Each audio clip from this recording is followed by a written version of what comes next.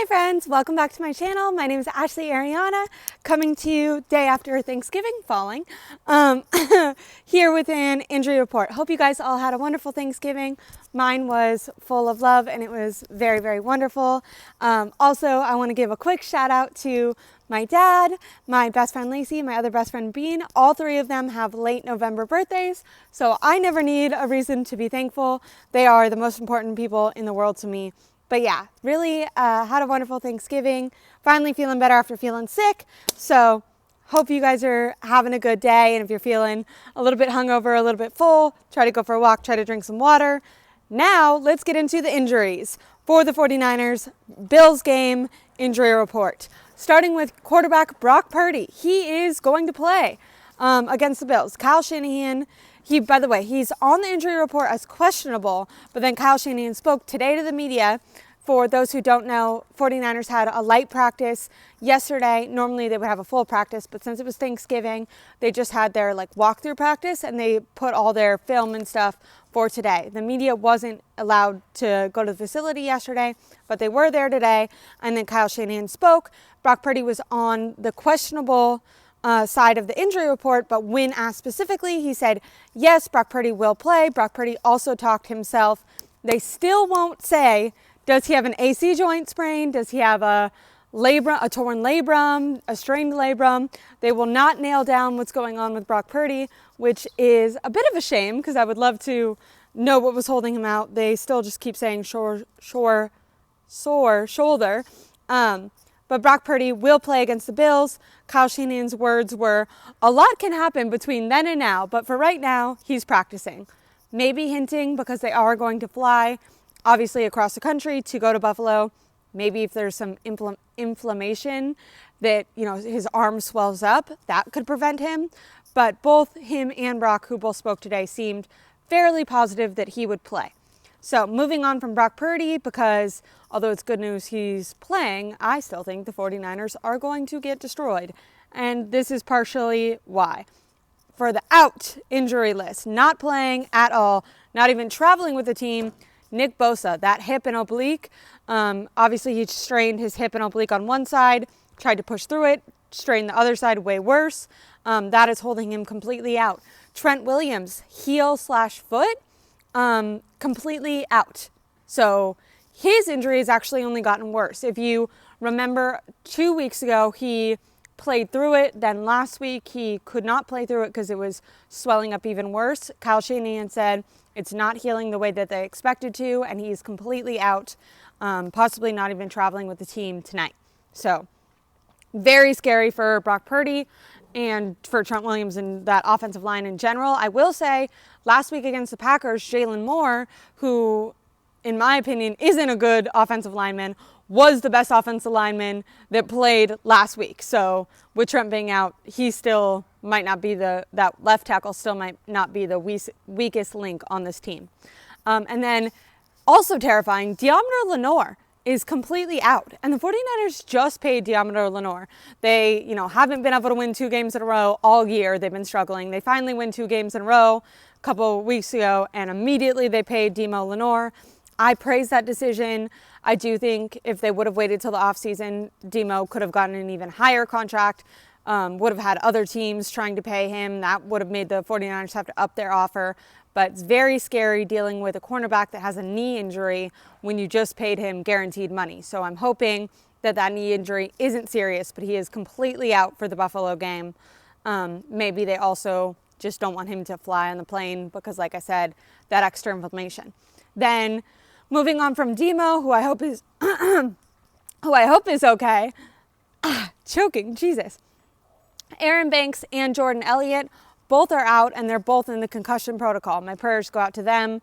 That's really, really scary. They have not cleared that concussion protocol yet. Now, they were only just put on there on Sunday, so usually it does take a little bit longer than a week with all the steps that they have to get through. But hopefully it won't be something that they're in for too much longer. So that's Aaron. Once again, that offensive line. Jordan Elliott, that's going to, obviously hurt the defensive line with him being a substitution guy. But Aaron Banks is a full-time starter on that offensive line. Hasn't been playing the best, but they definitely need him out there. So I'm worried for Brock Purdy, who has, an injured shoulder and is going to go out against Buffalo in potentially the snow. It's freezing conditions right now. There's supposed to be something called like a lake storm snow on Saturday. Now, maybe it'll be completely over by Sunday. I guess that's what they're hoping. It is a night game on the East Coast. Now, Dre Greenlaw. Dre Greenlaw is also going to be out. He's not elevated. Like I said, they only opened his practice window on Wednesday for that 21-day period to potentially get him to come off of IR. Now, the thing with Dre Greenlaw is someone asked, will he maybe be able to, because he's a full go in practice, like he's been fully able to participate. So I think it was Matt Barrows asked, would he be able to go next week against the Bears? And Kyle Shanahan said maybe. The only issue is right after the Bears game, they have a Thursday night game against the Rams, and that might be too quick of a turnaround for Dre Greenlaw, who's obviously trying to round into football shape. So Kyle said that they might wait till after the Bears game, either have him start on that Thursday because then he gets a longer wait, or even the game after that. I do think that they'd have to, for that 21-day window, I think they have to elevate him by the Sunday after the Rams game. But they might open his practice window for the Rams game. Kyle Shanahan said that they did consider that Bears game, but just with that Thursday game right after that Sunday, that short turnaround, that they might be leaning towards waiting till after that, just because they don't want to, they want to slowly acclimate him, which is hilarious that Kyle Shanahan knows that you should do that with Dre Greenlaw, but for some reason cannot do that with Christian McCaffrey, who immediately after getting elevated from IR played that very next game and played all but 6 snaps, and then since then has played 2 other games where he's played all but 4 snaps in both of those. But we're not going to get into Kyle Shanahan's decision makings with Christian McCaffrey right now because I don't have all day, and that's a whole other problem. His, genius tends to fly out the window for that one. On to the questionable end of the injury report. Like I said, Brock Purdy's on there, but Kyle Shanahan did say unless something extreme happens, Brock Purdy will play. D-tackle Kevin Givens with a groin injury is questionable. Cornerback Renardo Green is questionable with a neck injury, and that's bad because although, yes, Ward was elevated and Charvarius Ward should be able to play, they're out Geometer Lenoir. So are they just going to have Yadam at cornerback? It's going to be interesting to see what they do with that number 2 cornerback without Demo, because Demo's fully out. Maybe Renardo or Green will end up playing. It's going to be a game time decision. So at least he will fly with the team. And then linebacker Demetrius Flanagan-Foles, he's out with a knee injury. And then also Chris Conley, wide receiver, out with a knee injury. Brandon Allen last week threw a long pass down the field to Chris Conley. Really wish that could have been to Ricky Pearsall. He's not as fast as Chris Conley, but he's caught 1 or 2 of those. His very first one, I think, was his first touchdown in the NFL for a 75-yard pass, but unfortunately Kyle Shanahan has not gone back to Ricky. And then Fred Warner, because I know I talked about him earlier in the week, he's still fully participating in all the games. He just clarified that he is dealing with a foot/ankle. He didn't clarify exactly what, but a fracture in that foot/ankle area that he's getting injected with like ibuprofen and Toradol, like inflammation painkiller shots before each game. So prayers that Fred Warner will be okay. Maybe, I wonder if playing in the cold is worse because it's more stiff, or if it's better because you can't feel it as much because you go a little numb. But that's the full injury report. So I just wanted to bring you guys that. Obviously, I hope you guys had a wonderful Thanksgiving. My score prediction, I don't have it completely down. I want to do like 40. I need to do the math, but like 4 touchdowns and maybe 2 field goals for the Bills, and then like 1 touchdown and like 2 field goals for the 49ers. Like, I think it's going to be a blowout, no offense. And I hope I'm wrong. Maybe I'm wrong. Deebo Samuel himself on his own podcast seemed really unsure that the 49ers will be able to win. This whole team, when they've talked about this game, they basically said, oh, well, even if we don't win, we could still make the playoffs as long as we win every single game after that, which is like, you guys have yet to win more than 2 games in a row. Why do you think you could all of a sudden go on a winning streak? I don't know. But like I said, the team themselves don't seem super confident in this game. Kyle Shanahan was asked to reflect on the last time that he played Josh Allen, and he just gushed over what a great quarterback Josh Allen is, which can't deny that. Also, Josh Allen, just like an hour ago, it was posted on NFL Network, and Adam Schefter put it, but I think it was from Instagram. Josh Allen and Haley Steinfeld, the singer, actress girl, his girlfriend, they just got engaged. So congratulations to them.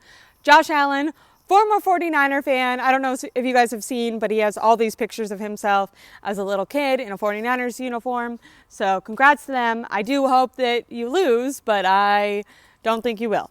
So everyone be safe. If you're going to the game, make sure you wear, all your skiing clothes, your snowboarding clothes, your biggest jackets, and your earmuffs. Stay warm, stay hydrated, and if you're with your family, make sure to tell them that you love them. Try not to get sick. I know that's been going around too. I really appreciate you guys. Give me a like, give me a subscribe. I might be going live with Tom tomorrow. If you guys watched our normal Tuesday show, it got a little bit messed up on Tom's internet, and we're trying to decide if we should just bump it till next Tuesday or throw in an extra one this week, because I know for some of you guys who are regulars here, that's your favorite show. But anyways, have a great one. Recapping, let me see, thinking about the games. Lions won again. Chiefs, they win. I know they beat the 49ers super bad, but I wonder if the Lions-Ravens would make a good Super Bowl, because the Chiefs, the problem with them is they're not very good this year, but they're winning every game. But every game it comes down to the wire. They came down the wire with the Panthers last week. The Panthers are a horrible team. Came down to the wire with the Raiders, who actually just made a really terrible call at the end of the game and probably could have won if they would have kicked a field goal. Gotten a little closer. Their kicker missed it, but it was a 58-yard field goal. But yeah, they almost lost to the Panthers. They almost lost to the Raiders. I feel like they have these low-scoring games, and then at the very end, it's this high stakes, and some, voodoo magic happens, and they end up winning every game. They're leading their division. Obviously, I think they have 12 wins right now or something. They've won every game except for, I think, one or two. So maybe they'll be there. But I think when I'm looking at the AFC, the Ravens are a little bit more interesting of a team. It'll be interesting to see the Eagles versus Lions game.